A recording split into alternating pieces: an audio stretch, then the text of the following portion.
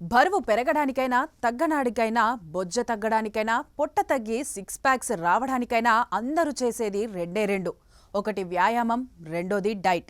ఈ రెండిటిని సక్రమంగా చేయగలిగితే మన శరీరాన్ని ఎలా కావాలనుకుంటే అలా మలుచుకోవచ్చు. ఈ రెండింట్లో అత్యంత ముఖ్యమైనది డైట్. డైట్ ఒకటి కంట్రోల్ చేయగలిగితే మన శరీరంలో చాలా మార్పులు మన కళ్ళ ముందే జరుగుతాయి. ఈ డైట్ను కంట్రోల్ చేయడానికి ఇటీవలి కాలంలో ప్రాచుర్యంలోకి వచ్చిందే ఇంటర్మిటెంట్ ఫాస్టింగ్. క్రమబద్ధమైన ఉపవాస పద్ధతిని అనుసరించడం ద్వారా బరువు తగ్గడం, జీవక్రియను మెరుగుపరచడం, ముఖ్యంగా బెల్లీ ఫ్యాట్ను సమర్థవంతంగా తగ్గించడం సాధ్యమవుతుంది.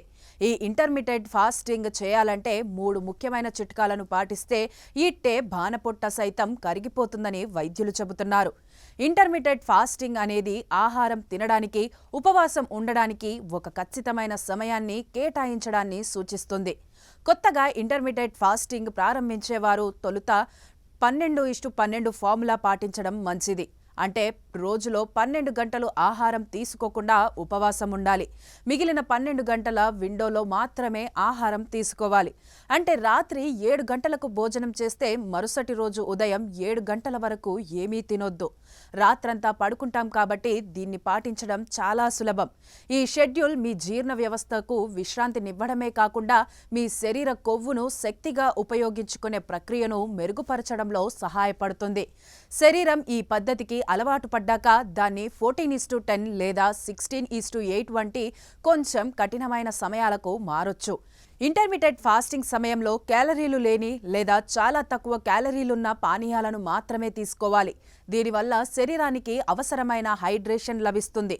ఈ సమయంలో నీళ్లు బాగా తాగాలి. శరీరాన్ని హైడ్రేటెడ్గా ఉంచడానికి ఇది చాలా ముఖ్యం. అలాగే చక్కెర, పాలు కలపకుండా తయారు చేసే black coffee, black tea, green tea తాగొచ్చు. ఇవి జీవక్రియను వేగవంతం చేయడంలో సహాయపడతాయి.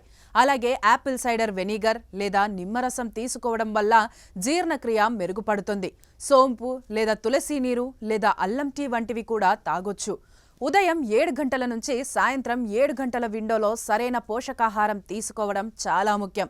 శరీరానికి శక్తిని అందించడానికి అధిక ప్రోటీన్, అధిక ఫైబర్ ఉండే ఆహారం తీసుకోవాలి.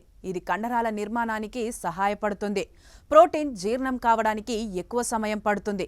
దీనివల్ల ఎక్కువసేపు కడుపు నిండుగా ఉన్నట్లు అనిపిస్తుంది. ఆకలి వేయదు.